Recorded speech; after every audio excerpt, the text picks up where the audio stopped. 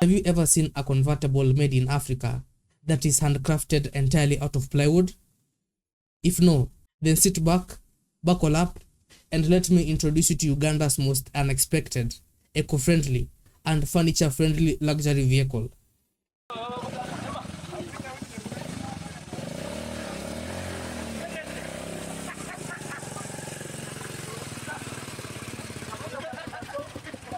This isn't just a car. It's a rolling monument to creativity, resilience, and the fine art of ignoring conventional engineering wisdom. Coming across a wooden key, eh? This is one of its kind. Even in Japan, they've never come across, or they've never started to open up a key like this one, a wooden key. Forget sleek Italian designs and German precision. This wooden roadster is built from pure determination, a repurposed motorcycle engine, and enough plywood to make a carpenter weep. The mastermind behind this vehicular fever dream is the farmer turned engineer, a man who decided that if life wouldn't give him a car, he'd carve one out of timber himself. This is just an example. Okay. I wanted to show people that I can do it. Okay. Yeah. This baby doesn't just sit pretty, it drives on actual roads with actual people watching. Whether it's legal or safe is a completely different conversation. But hey, when has that ever stopped a true inventor?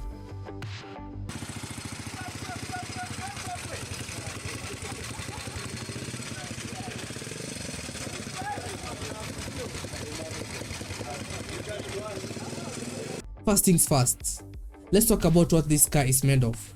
The short answer? Wood. And lots of wood.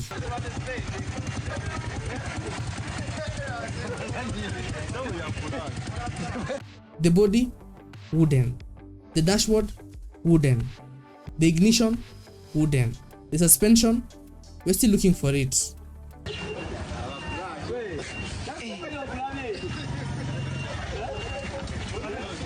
Instead of assembling it with wrenches and screwdrivers, you'd probably just need a hammer and some nails. Now, here's where things get even more interesting. People could not imagine. Some they could say, are you running mad? Here in the village, we cannot make a car. The first version had wooden wheels. Yep, you heard that right. Wooden wheels. At the first, we started with the wooden tires. I started from the smallest. I could not use those big tires. Thankfully, he upgraded to bicycle tires. A huge improvement, sure.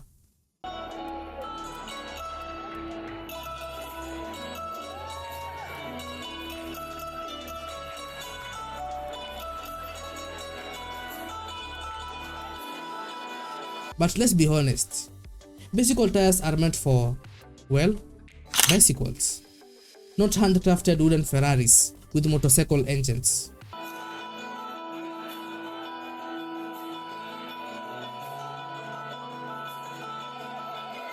There's no trunk, because why bother with storage when the entire back is occupied by the engine?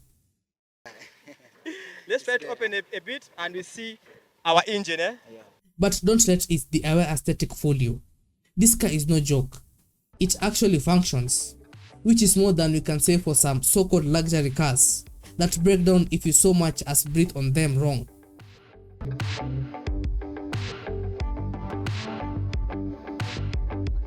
Now, let's get under the hood, or should I say, under the wooden plank. Our engine, eh? Yeah. My friend. You know, engine, yeah, boda. Yeah.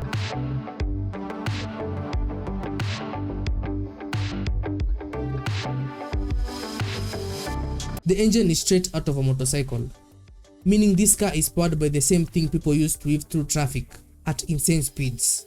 I said, I'm not going to use those complex things. I want just this one for the big motorcycles. I could talk with them, then they got me a second-hand engine. But here's where things get even wilder. It still has a bike chain. There. Okay. The brake pedals are here. This is Orujegere. It's a chain there. A chain. Then this is the real engine. That's right. This four-wheeled machine moves using the same mechanism as your grandma's Black Mamba bicycle. And because true invention means repurposing anything and everything, he decided that plastic bottles would make great radiators. Yep, oil containers. Put the water there. Guys, Yeah. this is a plastic radiator. This is a radiator. This is the radiator. Yeah, that one. Because if you don't put, it can. Yeah. Somewhere, an actual car engineer just fainted.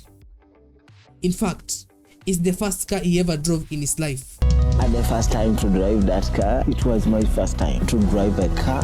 I was really happy. I was driving when I'm loud. Imagine that. Most of us struggle learning to drive in a normal car, but this guy, he built his own and then learned to drive it. That's some next level ambition. Now, let's talk luxury. Most convertibles offer plush leather seats, air conditioning, and a smooth ride. This one offers none of the above.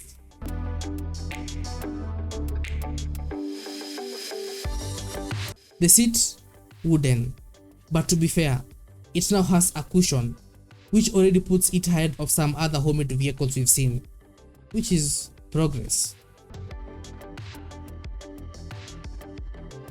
The ride quality? Let's just say, if you hit a pothole, you're not driving anymore, you're time traveling.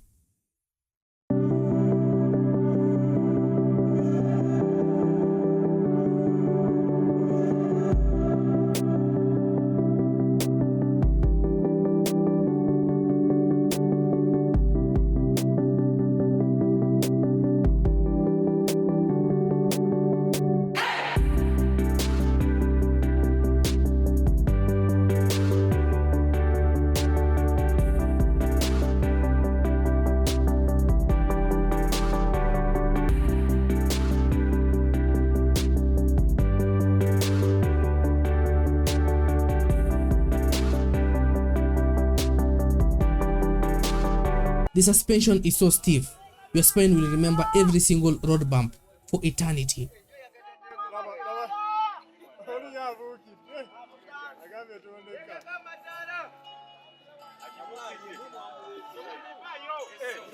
And let's not forget about the handwritten message on the back of the car that says, "I need your help."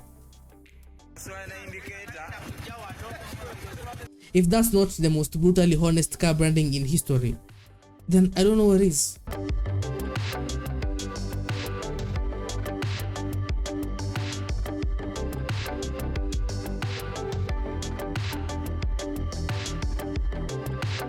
At the end of the day, this wooden wonder is more than just a car. It's a symbol of perseverance, creativity, and pure, unfiltered DIY insanity. Most people dream of owning a car. This guy built his own from scratch. And let's be real, how many of us can say that the first car we ever drove was one we built ourselves? Probably none. Meanwhile, this guy is out there proving that with enough determination and a concerning amount of plywood, anything is possible.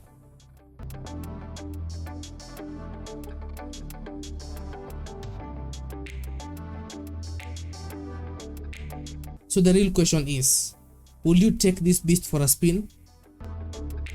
Or will you rather keep your spine in one piece and admire it from a safe distance?